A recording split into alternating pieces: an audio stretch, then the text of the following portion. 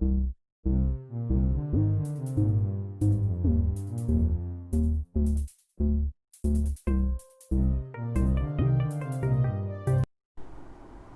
Students, welcome to my YouTube channel commerce classes by Vishal sir. आप सभी का मेरे YouTube channel commerce classes by Vishal sir में हार्दिक स्वागत है। बच्चों, आज हम क्लास 11 सब्जेक्ट बिजनेस स्टडीज़ पढ़ेंगे और इसमें भी आज ये जो चैप्टर है हमारा, चैप्टर सेकंड कह लीजिए या यूनिट सेकंड कह लीजिए, फॉर्म्स ऑफ बिजनेस ऑर्गेनाइजेशन, ये हम पढ़ेंगे। और इसमें मैंने टोटल 5 या 6 वीडियोस बनाई हैं और वो सारे फॉर्म्स ऑफ बिजनेस ऑर्गेनाइजेशन है, सब पर है। Sole proprietorship, partnership, Hindu undivided family या joint Hindu family business, cooperative society, company, सब पे बनाई है। अगर आपने नहीं देखी है उन सबको देखिए। आज ये एक तरह से इस चैप्टर या इस यूनिट की क्लोजिंग है। तो आज हम पढ़ रहे हैं choice of form of business organisation या एंटरप्राइज पढ़ रहे हैं। अच्छा, इसके बाद मैंने कंपनी के फॉर्मेशन पे वीडियो बनाई है, कंपनी के इंपॉर्टेंट डॉक्यूमेंट्स कौन से हैं उन पे वीडियो बनाई है। एक ओपीसी नया कॉन्सेप्ट आया है, ओपीसी 1% कंपनी, इस पर भी मैंने एक सेपरेट वीडियो बनाई है। तो आप सब अच्छे से देखते रहें और सीखते रहें बिजनेस स्टडीज़। आइए आज हम जो टॉपिक है वह ये है कि choice of form of business enterprise या बिजनेस ऑर्गेनाइजेशन। अगर आप कोई भी बिजनेस ऑर्गेनाइजेशन या बिजनेस एंटरप्राइज चुन रहे हैं, किस तरह का आपको बिजनेस चुनना चाहिए, सोल प्रोप्राइटर लेना चाहिए, पार्टनरशिप लेनी चाहिए या कोऑपरेटिव सोसाइटी या फिर कंपनी, तो ये डिपेंड करता है बहुत सारे फैक्टर्स पे। ये रहे factors to be considered while choosing a suitable form of business enterprise. किसी भी business enterprise, suitable business enterprise का फॉर्म सेलेक्ट करने से पहले बहुत सारे फैक्टर को ध्यान में रखा जाता है। कौन से फैक्टर्स ध्यान में रखे जाएंगे? देखिए, फैक्टर्स का मतलब होता है कि अगर उन फैक्टर्स को छिड़ा जाए तो आपके बिजनेस की फॉर्म पे भी फ़र्क पड़ेगा। क्या होते हैं देखिए, पढ़ते हैं। Number 1, cost and ease in setting up the organisation.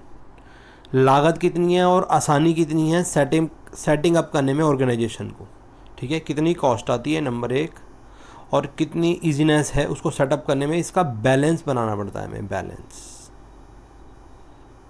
दोनों चीज़ें हमें देखनी पड़ती है। तो sole proprietorship and partnership are the most inexpensive form और organisation and having less legal formalities. तो वो क्या कह रहा है, सोल प्रोप्राइटर जो पार्टनरशिप है, ठीक है, बहुत ज़्यादा खर्चा इसमें नहीं होता है, इनको आराम से सेटअप किया जा सकता है और इसमें लीगल फॉर्मेलिटीज़ कम है।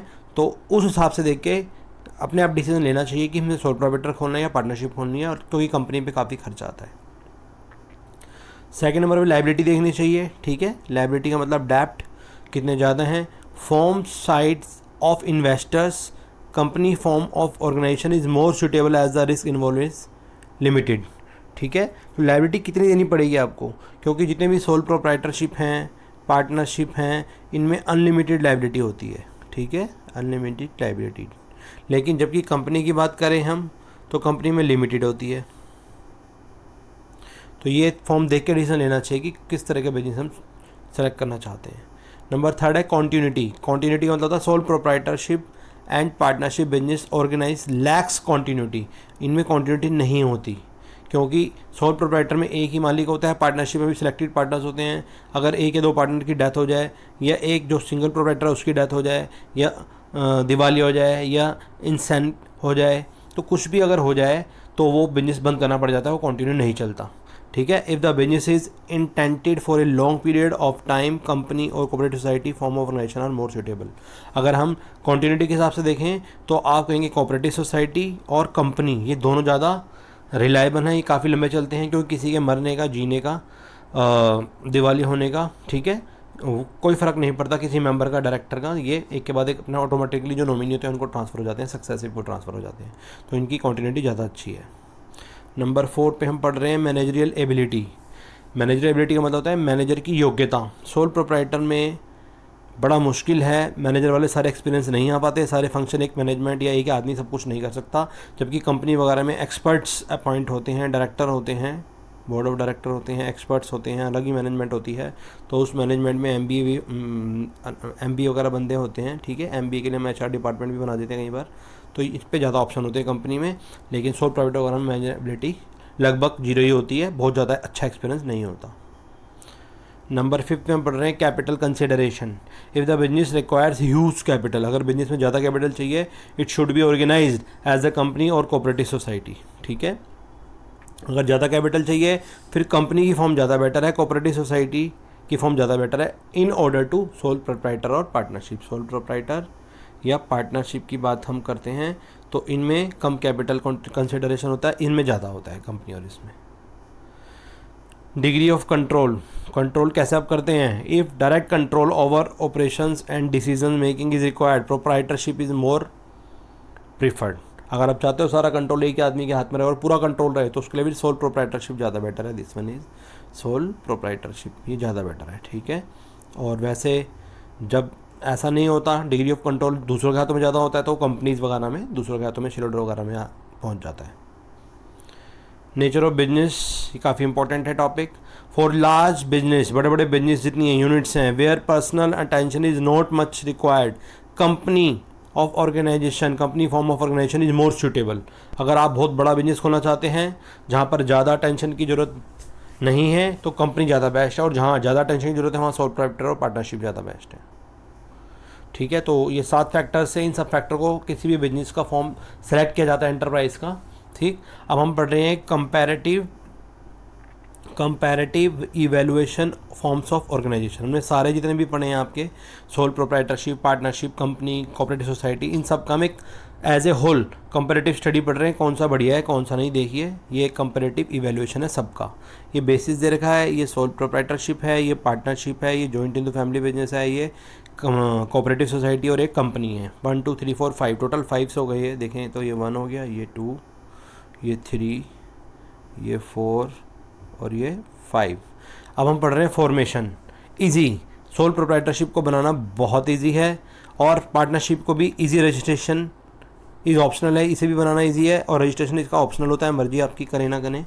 और जॉइंट हिंदू फैमिली बिजनेस को बनाना भी इजी है, लेस लीगल फॉर्मेलिटी है इसमें, लेकिन कोऑपरेटिव सोसाइटी में रजिस्ट्रेशन जो है वो कंपलसरी है। ठीक है, कंपनी में तो मस्ट है, मैंडेटरी हैं और काफ़ी एक्सपेंसिव और कॉम्प्लेक्स फॉर्मेलिटीज़ हैं। इसका मतलब कंपनी को बनाना काफ़ी मुश्किल है as compare to others. Second बात कर रहे हैं हम मेंबर्स की, इसमें एक मेंबर ही बहुत है, ओनली 1 मेंबर से आप चला लेंगे। इसमें मिनिमम 2 मैक्सिमम 50 पार्टनरशिप में, और जॉइंट इनटू फैमिली में मिनिमम 2 होने चाहिए। कोऑपरेटिव सोसाइटी में कम से कम 10 एडल्ट होने चाहिए, मैक्सिमम की कोई लिमिट नहीं है।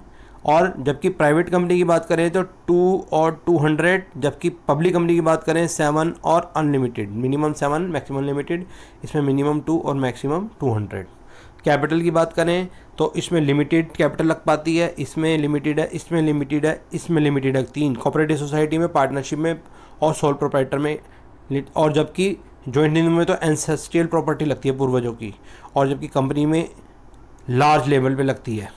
ठीक है, अब हम और बात करें आगे और देखें, यही सेम रिपीट है अभी। लायबिलिटी कैसी है इसमें लायबिलिटी होती है अनलिमिटेड, इसमें भी अनलिमिटेड लायबिलिटी है। मीन्स अनलिमिटेड लायबिलिटी का मतलब होता है अगर आपकी लायबिलिटी बहुत ज़्यादा हो जाती है और आपका बिजनेस डूब जाता है तो आपकी पर्सनल एसेट पे फ़र्क पड़ेगा, आपका घर का सामान तक बिक जाएगा। तो ये अनलिमिटेड लायबिलिटी का मतलब होता है। जॉइंट हिंदू फैमिली में भी अनलिमिटेड कर्ता के लिए है, जो हेड ऑफ द फैमिली होता है उसे कर्ता कहते हैं, बाकी के लिए लिमिटेड है।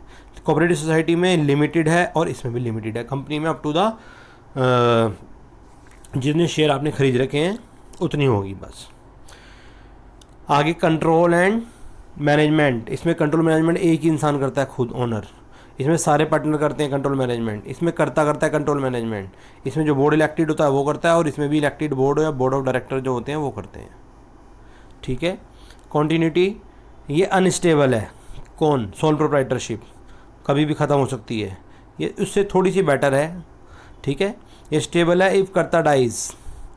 ठीक है, कर्ता मर जाएगा तो जो उसका बाद में जो बड़ा भाई होगा उसके बाद जो भी उसका नॉमिनी होगा, ये सक्सेसर होगा, उसको बना दिया जाएगा कर्ता ऑफ द फैमिली। जबकि कोऑपरेटिव सोसाइटी भी स्टेबल है, सेपरेट लीगल एंटिटीज़ पे लगती है और ये स्टेबल है। कंपनी भी स्टेबल है, इसमें भी सेपरेट लीगल स्टेटस लगता है। ठीक है, तो आई होप आपको ये वीडियो अच्छी लगी होगी। लगभग सारे फॉर्म्स इसमें आ गए हैं। एक तरह से नेट निचोड़ता कि कौन सा फॉर्म बढ़िया है और एक अच्छे फॉर्म बिजनेस का सिलेक्ट करने के लिए आपको कौन से फैक्टर्स ध्यान में रखने हैं। और मैंने एक OPC पे अलग वीडियो बनाई है, 1% कंपनी, अभी कंपनी की फॉर्मेशन, कंपनी के important documents, memorandum of association, article of association, prospectus news paper, सारे के सारे डॉक्यूमेंट जो है मैंने सब पे वीडियोस बनाई हैं, वो आप ज़रूर देखें। मोस्ट इंपॉर्टेंट टॉपिक है कंपनी का, आपके 11th क्लास के हिसाब से भी, आपका CPT CA फाउंडेशन के हिसाब से भी, आगे जहाँ जहाँ कंपनी लगेगी वहाँ एक चैप्टर ज़रूर आता है। और मैंने 11th क्लास के लिए ही अकाउंट्स में भी बहुत सारी वीडियोस बनाई हैं, वो भी आप ज़रूर देखें। और आपके बड़े भाई बहनों के लिए मैंने 12th में भी अकाउंट्स और बिजनेस की बहुत सारी वीडियो बनाई हैं। मेरा मेन मोटो है कि जो मेरे को नॉलेज है मैं आपके साथ शेयर करूं।